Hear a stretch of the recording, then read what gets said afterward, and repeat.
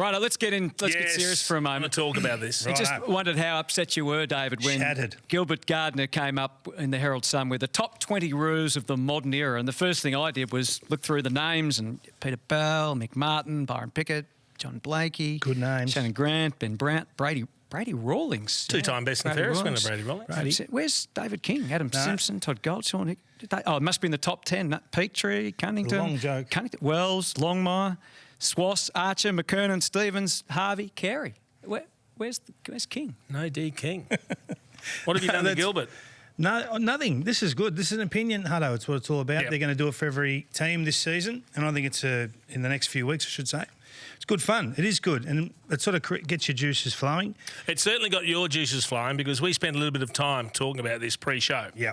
And we remarked about a few names in certain positions that may have taken us a little bit by surprise.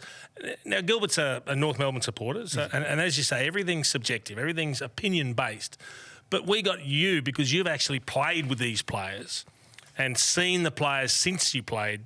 So you're pretty well judged, and you've picked a different top 10. Not vastly different, but there's a couple of different names there, isn't there? Yeah, there's a couple of shifts. I would have certainly... One incredibly big shift. Well... What number are you, David? No, I'm... Anthony, please.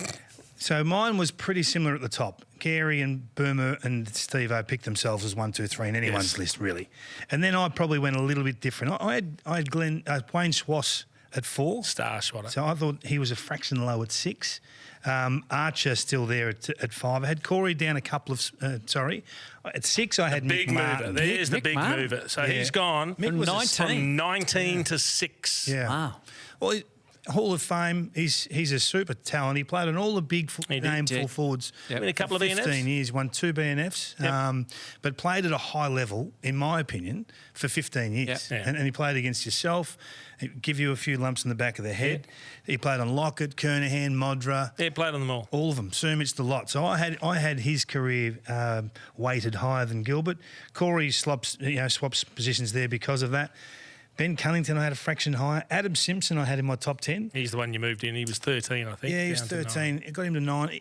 He was captain in a really tough period for the Kangaroos as a football club and still led the way. He was virtually coaching as he was playing, which was incredibly difficult for him.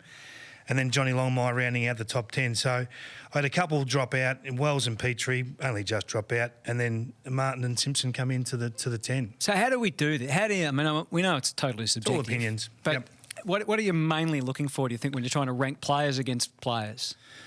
Well, I think this is why it comes back to Mick. I think you've got to grade it against who they played on and for how long. The longevity comes into it. Absolutely. Mick was... I mean, tell us about Mick playing on... Very hard to play on Mick because he was very strong but deceptively quick for his size as well. And the focus back then, unlike today, not interested in the footy, Mick. No. His job, and he knew what his job was, and that was to stop the opposition's goal kicker kicking goals, and he was very, very good at doing it. As you say, he was there week in, week out doing it. Didn't miss a lot of footy, played at a very high standard, but defenders aren't fashionable. Never have been. They certainly weren't back then because they didn't find any of the footy.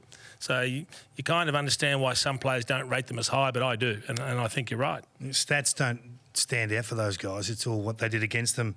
John Longmire, I had at 10, who was a superstar full forward for the Kangaroos. Played at both ends. Over 500 goals. He played on you a couple of times as well. He did, and he was super quick. Hard to beat too. Very quick, and he's 6'3", 6'4", long reach. Yeah, he was tough, so he's done it at both ends. We've played a couple of those games on the rewinds for Fox, and the players at the Sydney Swans text Horse straight away. So you told us you're a full forward. What are you doing at full back on Dunstall? I think you kicked a few goals on him too, which didn't help his case. Now, what are the prerequisites for making your top 10? No, I just think sustained excellence, really. And these guys have all done it. And Ben Cunnington's, he's probably climbing higher as we go. I mean, what a player he's been. I haven't got any of the modern, apart from Ben, in that top 10, that last sort of 10 years or so. But you could mount a case for some of the guys. Sean Higgins was in Gilbert's. For me, it'd still be another 3 or 4 years before you could say, yep, no, he's pushed past. Like a Mick Martin did it for 15 years. Yeah. So the best and fairest come into it, do you think? Well, that's interesting, isn't it? I'd made the comment just off the cuff upstairs that if you haven't won a best and fairest, can you be in the top 3, 4 or 5 of your club for 2 decades if you haven't won one? Oh, yes, you can. You can. Right, just 100% you can.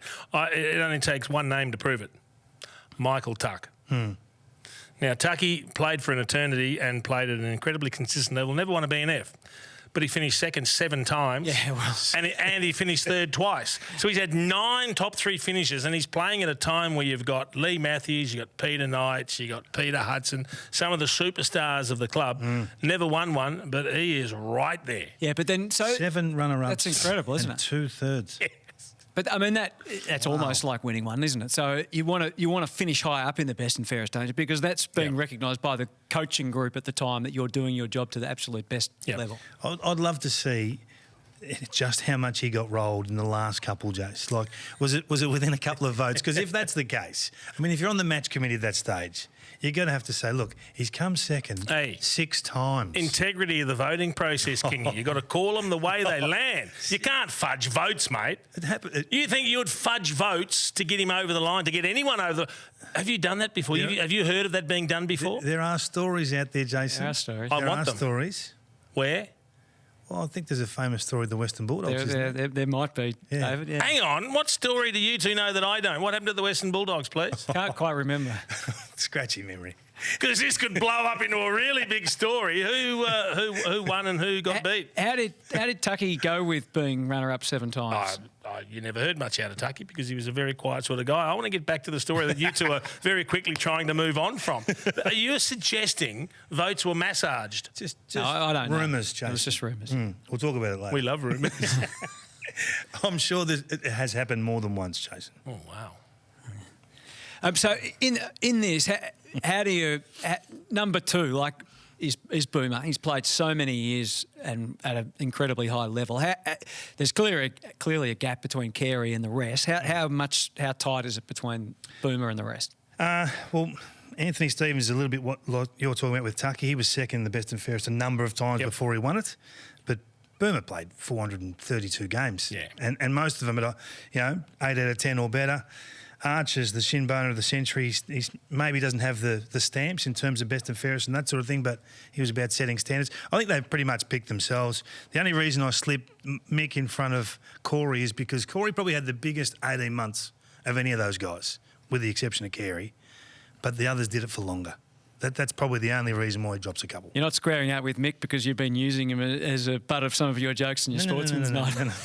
No.